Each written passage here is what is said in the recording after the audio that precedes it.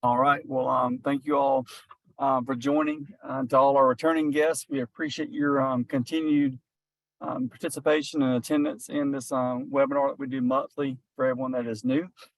Thank you for joining for the first time. We do these, like I said, monthly with Anthony Velasquez as the presenter. And I'm Justin Rolling. I'm the Vice President of National Sales for PharmaForce. So we're going to go through, we'll pass over to Anthony in a second. If anyone has any questions as we go through this, please just type it in the chat box and we'll answer those once the webinar is over. And stick around as long as you can and as we get through those questions, but I'll pass this over to Anthony Velasquez. Thank you very much, Justin. And thank you to all of you that have joined yet again another webinar. I'm very grateful that you take time out of your busy day to join these webinars and to learn something. And hopefully, you can leave out of this webinar with some new information or something that you can tweak and complement your 340B program. As has been said, I have the honor of serving as a Chief Product Officer at PharmaForce. We're a 340B third-party administrator in the market. I have over a decade of experience working for 340B covered entities and working on the 340B administrator side. These sessions or these webinars are intended to be a short 30-minute, straight to the point, educational, informational session on different 340B topics in the industry, anywhere from how to navigate the manufacturer restrictions to, how to set missions and goals for your 340B program in the new year, to the topic today of how to avoid 340B program leakage. As we all know, the 340B program continues to be bombarded with different external factors such as manufacturer restrictions and drug shortages and all these other things that are impacting a hospital operations and a pharmacy operation on a daily basis. And today I hope to address some of the key points that I think 340B programs will benefit addressing and taking care of so they don't become bigger issues down the road. Let me go ahead to the next slide and share. Nothing in this presentation should be constituted as legal advice. Again, this is informational and educational based on my own experience of working on the covered entity side and being in the 340B space for as long as I have, and having that perspective of the covered entity and the third-party administrator side and where those two worlds collide, and being able to share some of that experience with you all on this webinar. So for today, we're going to go through about 5 different areas where I think 340B program managers, coordinators, directors, even pharmacies can look to focus on and maybe look into ways of how to plug any leakage that might be existing in these areas, starting with contract pharmacy payments. We're going to just touch a little bit on what does that mean, what I've seen in the past work in terms of ensuring that payments are received by covered entities from their contract pharmacy arrangements and vice versa. We're going to talk about cash card programs and how the cash card programs can be very successful, but at the same time, if they're not configured correctly, they can be a hindrance and financial burden to a covered entity. We're going to talk about true-ups and peel back the onion on true-ups. So what does it mean? Where does it apply? What you should be aware of? We're going to talk about wholesaler overcharges as well. This is one of my favorite topics. I think this is something that's very overlooked in the day-to-day of managing a 340B program. And we're going to talk about manufacturer overcharges as well. Now, let me start with this. I have been a 340B professional. I have worked for grantees, and I've worked for large health systems. And I know that the list of to-dos is endless. And the list of sticky notes of things to follow up on is endless. So I wanted to share, just because I've been in those shoes where you go to webinars or 340B conferences where you feel like you're not doing good enough and there's just a million things on your plate that you can't get to. And that's not my intention today. My intention is not to throw more on your plate. It's just to point out areas of that might need some attention. As we all know, most 340B covered entities, in some cases, are understaffed. The 340B program is often overlooked as an area to fully staff. And, I've seen situations where you're managing 100 contract pharmacies and you have one FTE dedicated to it and things like that. So I totally understand. I've been there. I've been in your shoes. Please don't take anything that I'm saying today as a laundry list of more things to do. This is more just of, hey, if this is something that you think it's impacting your program, maybe you want to spend some time on addressing this area that might be causing some leakage in your 340B program savings. So I want to say that because I've been on that side where you go to a 340B conference, everyone is sharing with you how you're doing a bad job. I'm not in any way trying to say that anyone is doing a bad job. Just this program is so large, so complex. There's so many areas, so many intricacies. And I hope that at the end of this webinar, I'm able to highlight something new for those of you that are joining us today. Okay, so with that being said, let's jump right into it. So contract pharmacy payments.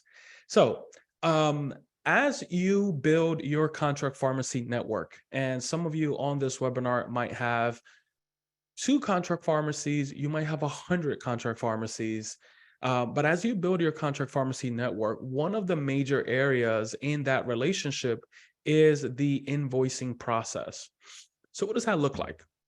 The invoicing process is the process by which usually the third-party administrator is generating an invoice, sending that to the pharmacy with the supporting 340B eligible claims that the pharmacy is now going to pay the covered entity for. So to keep it simple, you qualify a prescription for Humira, that's a $1,000 reimbursement. That prescription is replenished at the pharmacy. That pharmacy is then going to pay the covered entity the reimbursement minus the dispensing fee of, let's just say, $200. So there's an $800 amount or payment that will go to the covered entity, just to keep it simple. Now, here's what usually happens, and here's been I've heard some very big examples where a covered entity has gone 8 months, 12 months, 15 months without collecting any payments from their contract pharmacy. Now, that's in no way intended to be accusatory or to say that one party is not paying or anything like that, because there's many factors that can affect that. Did the TPA generate the invoices correctly? Does the pharmacy have questions about the invoices that are not answered in a timely manner, et cetera? So there's a lot of factors that play into that role. But my point to point out here is this might be an area that you want to look at, that you may be reporting the 340B savings to your finance team or your leadership, but you want to make sure that that money is actually being paid, that money is actually being received. One of the things that I did when I worked on the covered entity side was to have clear communication with the finance and accounting team to confirm every time a deposit was made. And we had a workflow where, and I'm not saying this is the perfect workflow, but one idea would be to communicate with someone on your finance and accounting team, have them send you an email or an end of the month, reconciliation sheet that tells you all of the payments that have come in into the covered entity's bank account. So that was something that I did at one of the entities that I worked at, was to work with our accounting team and just say, hey, every time we get paid for this invoice, would you please let me know, just so that I know that we're being made whole as a covered entity. So you want to have great communication with your finance and accounting team. You want to track your payments at an invoice level if possible. I know that some contracts are on a monthly invoicing model, some are on a biweekly invoicing model, but tracking those payments at that level is very important to ensure that you're caught up. I've had situations where a covered entity has had to stop ordering, stop 340B replenishment at a contract pharmacy until that pharmacy catches up with payments. And that can be an option if you're in a situation right now where it's been 4, 5, 6 months where you have not received payments from one of your contract pharmacies. It could be an independent, it could be a chain, it could be a gateway provider. I will highly consider this option of potentially putting the program on pause temporarily until that is resolved, to stop the issue from compounding and becoming bigger and bigger. I've seen scenarios where it's become so large that entities have had to have payment plans with their contract pharmacies, because paying all of that money at one shot will become a cash flow issue for the contract pharmacy. So I think it would be in everyone's best interest to ensure that both the covered entity and the contract pharmacy are on the same page about payment dates, and ensuring that, hey, you have 30 days to pay from whatever's in your contract, but usually on an independent, it's 30 days after the invoice is generated. That a pharmacy should pay. If you're a pharmacy and you are on this webinar and this is a concern, you want to look at and you have concerns about cash flow and things like that. You want to look at whether the TPA the covered entity is using is on a pay on replenishment model, a model that is perhaps more friendly to the pharmacy from a cash flow perspective. And from an invoicing perspective. If you're on a pay on dispense model, which is the common model in most TPAs, that might be a model that's hindering you from keeping up with those invoice payments. I say that from experience because we've worked with pharmacies that prefer much better, and we at PharmaForce were big proponents of a pay on replenishment model over a pay on dispense model. The last thing that I'll mention on this, perhaps you may benefit from TPA assistance. Have your TPA collect the payments on your behalf, track that on your behalf to ensure that you're being paid in a timely manner. That can be flexible. That depends on the TPA, depends on the gateway. Some gateways don't allow you to collect the payments from them directly. So that totally depends. But if we've had customers that have come over to PharmaForce from other TPAs due to this exact same issue, and we've been able to help with that. So check with your TPA and see if there's anything that your TPA can do to assist in this manner.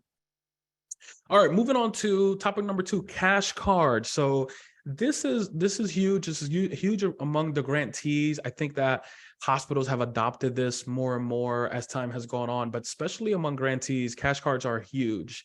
Now, cash cards can, if they are not set up correctly, can be an area where you are providing significant amount of savings to the patient, which is not a bad thing per se, but you want to make sure that you understand that and you understand the implications of that. For example, I have seen scenarios where a contract pharmacy arrangement is way in the negative and the invoices are way in the negative, that instead of the covered entity receiving payments from the pharmacy, the covered entity is paying the pharmacy every single month, thousands and thousands of dollars a month. Now, that might be a covered entity decision that was made, and that is a need in your particular community, and that's totally okay. I'm in no way saying that entities should not do that. I think that's commendable, and I applaud that. But there are ways where you can find a middle. So, for example, as you're defining the scope, which is very important, of what pharmacy locations are you going to allow the cash card to be used at? What formulary, what drugs are you going to limit the cash cards to be approved for? What cost structure are you going to set up? One big example of this is, are you going to allow all specialty? Can a patient go and pay $10 for a high dollar specialty items, right? These are very intricate setup and configurations for a cash card that could cause your program to be leaking thousands of dollars a month if they're not addressed. So you want to look at setting up different tier structures potentially. So if you do have patients that are uninsured and need specialty meds, and one of the ways that you're providing that is through a cash card program, you want to explore how you can limit that. Perhaps there's a limit on the day supply. Perhaps you can set it up so that the patient is responsible for a portion of it. So the entity covers 80%, the patient covers 20%. I've seen all sorts of scenarios Again, I'm no way suggesting that if you have a generous cash card program and you're helping your customers that you should take that back or anything. I'm just stating that this could be an area where perhaps you're a new 340B program manager, program coordinator. This was set up before you arrived to the program, and there's an opportunity to look at this and tweak this and define the scope better. So you want to look at this, especially with eligible patients. Is your cash card configured so that it's only limited to eligible patients of the covered entity, and no one can just take your cash card to a local pharmacy and get a discounted 340B prescription, right? Those are things that you want to look at if you are a covered entity as it relates to your cash card program. Consider participating contracts. So this is very common if you have an in-house pharmacy, no brainer, right? Most contract pharmacies, I would say, would allow a cash card program. Some chain pharmacy allow cash card programs, but you want to think about this very closely before you do this. Allowing a cash card program at a chain pharmacy could be beneficial to the patient, but believe me when I say this, it comes with some very, very difficult operational challenges. Sometimes that the gateway might have certain rules on how they handle cash cards, different than how the TPA handles cash cards. We've had situations where the gateway might have said, oh no, we only allow 30 days for the replenishment to happen, where the TPA had, we allow 90 days for the replenishment to happen. So you want to just peel that onion back. There's a lot that can go wrong with a cash card program. And this is something that grows over time, that by the time you catch up on it, it unfortunately can be very, very big. I know situations right now with a chain pharmacy that this is a very big problem for some covered entities. So highly recommend looking into at least educating yourself and ensuring that you understand exactly how your cash card program works in combination with your TPA, gateways, et cetera. And then consider the workflow and promotion. Make sure that you're utilizing the cash card for patients that truly need it. If a patient doesn't really need the cash card because they're insured and things like that, you want to make sure that you have safeguards in place to avoid unnecessary use of the cash card if not needed for a patient that is uninsured or underinsured. All right, great. I hope that was helpful. Moving up to number 3, and I think this is the biggest one on this list. I don't know that everyone understands how true-ups work and how difficult true-ups can be to really wrap your head around. So is this a big impact area to your 340B program? It can be. It can be very, very large. But essentially, just to simplify, a true up is the reconciliation of claims not replenished. So if you are on a pay on dispense model, for example, you most likely have true ups on a regular basis as part of your 340B program. Give an example, Walgreens, right? Just to make it an easy example, there are true ups as part of a Walgreens program all the time. Now, the way that those true ups are calculated can be a mystery. It depends. In some TPAs, it might be very simple to explain. Oh, we use the WAC cost or the retail cost or et cetera. But you want to make sure that you understand that. If you are on a pay on replenishment model, by the way, you may not have true ups to worry about as it relates to your insured claims. So I want to differentiate those things. So if you're a pay on dispense model, you have true ups for everything, because the model is that the pharmacy pays a covered entity before replenishment happens. If you are on a pay on replenishment model, you may only have true ups for cash cards, but your insured claims do not have true ups. So you want to know how your TPA works as it relates to this area of your program. For example, at PharmaForce, we only do true ups on cash cards, but not on insured claims. You want to avoid delays when you're doing true ups. Please, please, please, if you track this, this creeps up, especially when you want to go through a TPA transition. It creeps up, and we've seen it time and time again, where a TPA will say, oh, by the way, you have a huge true up amount that the covered entity had no idea and is all of a sudden surprised by, because no one was keeping track of this. Maybe it wasn't configured at the TPA. I mean, many different reasons for this. The next point is to understand your TPA configuration and logic. So number one, how often is the true up going to happen? Does that align with what your contract says with that pharmacy?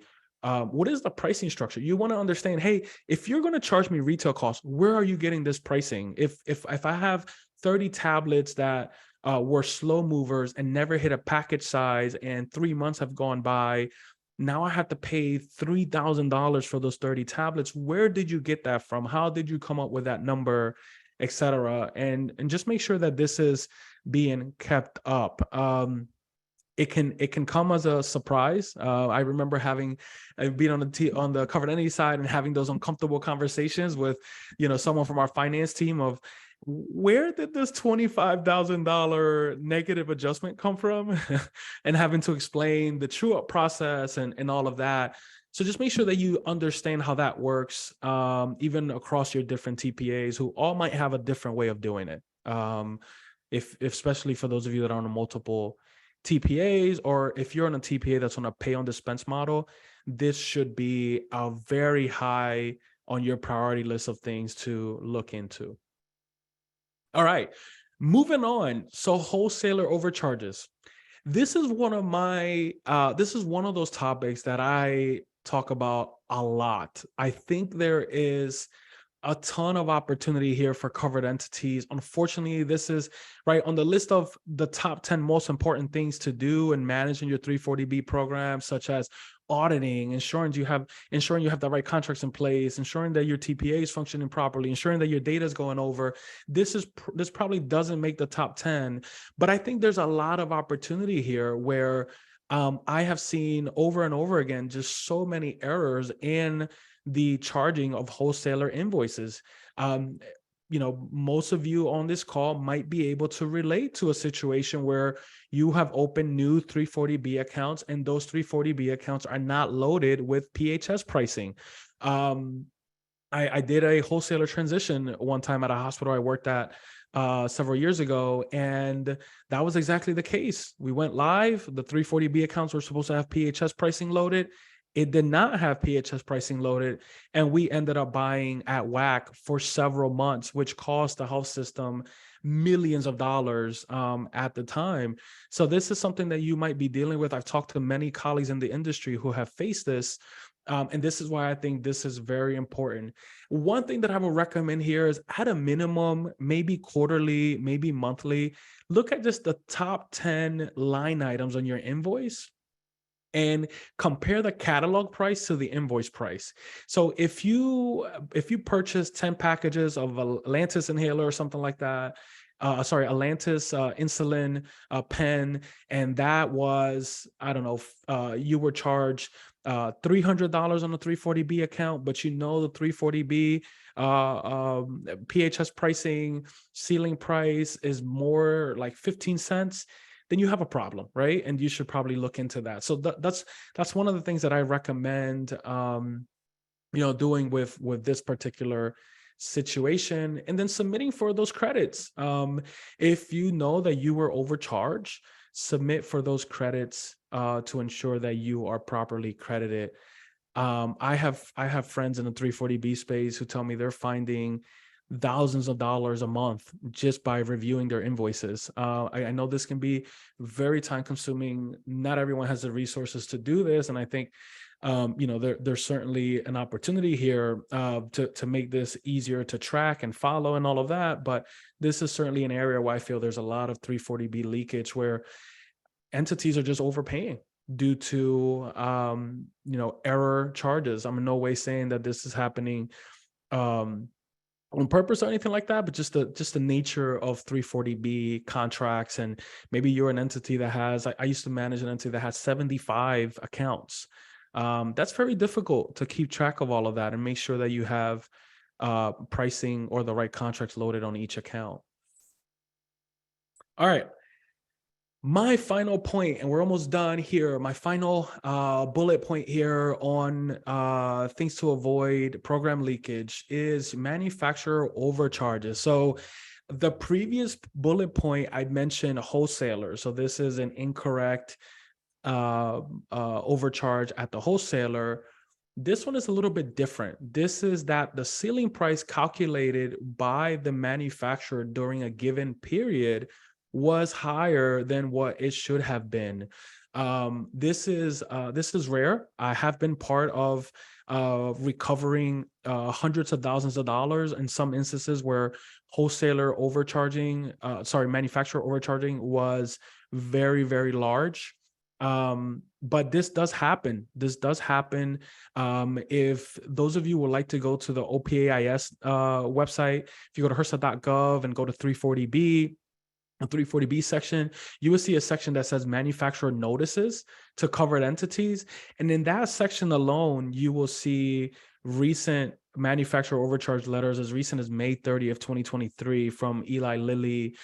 There's another one there from Novo Nordisk that seems to be relevant. By the way, some of this is taken care of in the back end. Like if you're part of the Apexis program, some manufacturers send you a check directly to your covered entity. I've seen that happen as well. But this is certainly something to keep, on your list. It is certainly probably doesn't fall in the top 20 of things that you have to do on a regular basis to manage your 340B program. But it probably wouldn't hurt just to take a look and to see if you were impacted by any of the NDCs. Maybe add this to your checklist. Maybe once a quarter, just take a peek at the OPA website, the HRSA.gov website. It's actually where it's at, where you will see the notices and see if you were impacted by any of that. If you're wondering what the ceiling price is, if you're the primary contact or the authorizing official, you are able to see the official ceiling price. If you have a login to your covered entities database, you're able to see the 340B ceiling price for a NDC. All right, with that being said, that is it. That is all that I have today. Again, our goal is to keep this as a 30-minute session, straight to the point, tons of good information, and then open up for some good Q&A, answer some questions, have some dialogue. So I see that there's 2 questions, Justin, if you want to go ahead and tee those up and I can answer those. And then if anyone wants to unmute themselves and ask any other questions, I am more than happy to do that as well. And we can have a conversation on anything that I shared today or anything in 340B in general.